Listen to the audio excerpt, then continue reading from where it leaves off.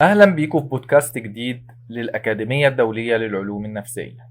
معاكم محمد نبيه، أخصائي إرشاد ودعم نفسي، دراسات عليا في علم النفس، ومدرب معتمد من العديد من الجهات المصرية والعربية والدولية في علم النفس والتنمية البشرية. تخيلوا معايا المشهد ده: الساعة 6 المغرب، ماما في المطبخ، بابا راجع من الشغل تعبان، وفجأة صوت عياط عالي من الأوضة: ماما، أحمد ضربني.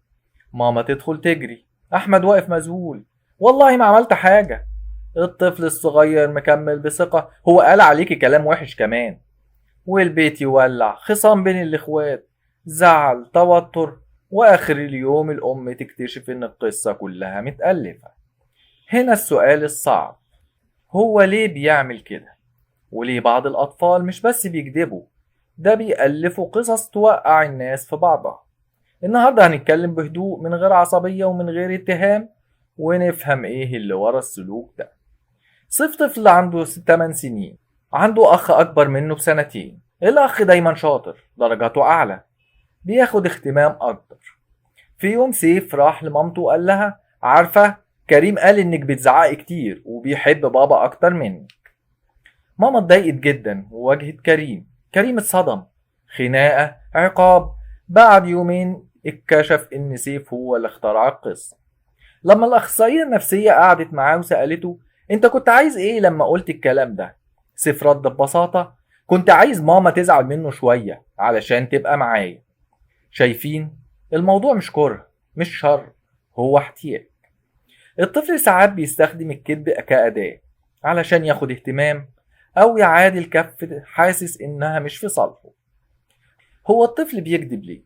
خلينا نبسطها: عايز اهتمام، حتى لو الاهتمام ده سلبي. خايف من عقاب، لو البيت فيه توتر وعقاب قاسي الكذب بيبقى وسيلة حماية. غيرة، خصوصا بين الإخوات. إحساس بالقوة، لما يلاقي إنه بكلمتين قدر يقلب البيت بيحس إنه مسيطر. خيال واسع، الأطفال تحت 7 ل 8 سنين أحيانا بيخلطوا بين الحقيقة والخيال. دلوقتي هنحكي مشهد واقعي من بيوت كتير. الأم ماسكة الطفل من دراعه: أنت كذاب، أنت دايما بتكذب. الطفل يسكت، عينه في الأرض، بس جوه دماغه رسالة خطيرة بتتزرع: أنا كذاب. ولما الهوية تتزرع السلوك يتثبت. إحنا مش بنصلح، إحنا بنثبت المشكلة من غير ما نقصد. طب نعمل إيه بقى؟ خلينا نمشي خطوة خطوة. أول حاجة، اهدي. ما تواجهوش وانت متعصبة، العصبية بتقفل باب الاعتراف. بدل ما تقولي انت بتكذب، قولي: انا حاسة ان في حاجة مش مظبوطة في القصة، تعالى نحكي اللي حصل تاني بهدوء. الفرق بسيط في الكلمات بس ضخم في الأثر. تاني حاجة، افصل بينه وبين السلوك. قول: انا بحبك بس التصرف ده مش صح. الجملة دي امان نفسي، بتخليه يحس انه محبوب حتى وهو غلطان. تالت حاجة، كافئ الصراحة. لو اعترف حتى بعد ما أنكر، قول له: أنا مبسوط إنك قلت الحقيقة. هيتحاسب على الفعل، بس مش هيتحاسب على الصراحة. دي أهم نقطة. ليلى كانت دايما تقول إن خالتها قالت كذا وإن عمتها قالت كذا، والعيلة كلها بدأت تبعد عن بعض. في جلسة الإرشاد اتسألت: أنت بتحبي لما الناس تتخانق؟ قالت: لأ، بس بحب لما كلهم يجوا يسألوني ويهتموا بيا. شوفوا الاحتياج، مش حب أذى، لكن حب اهتمام.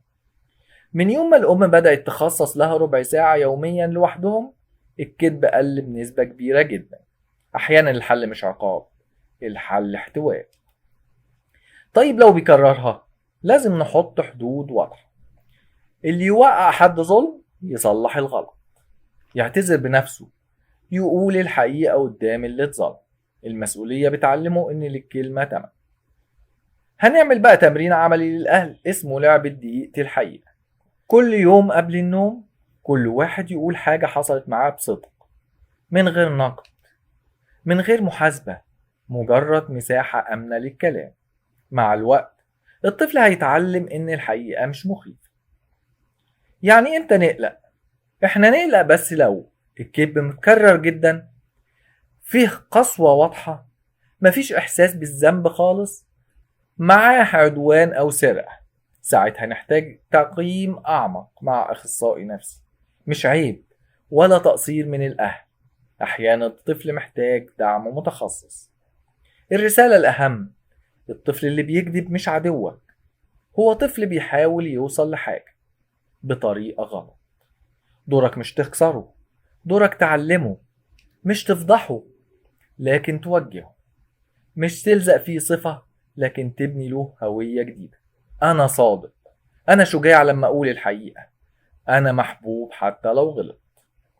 في نهاية الحلقة افتكروا إن التربية مش معركة، هي رحلة، والطفل اللي بيوقع الناس في بعض النهاردة ممكن بكرة يبقى قائد عادل لو اتعلم إن الكلمة مسؤولية. لو الحلقة دي لمستك، جرب تغير رد فعلك أول مرة يحصل موقف واديني رأيك. ولو حابين حلقة تانية عن الغيرة بين الإخوات وتأثيرها النفسي، اكتبولي في التعليقات.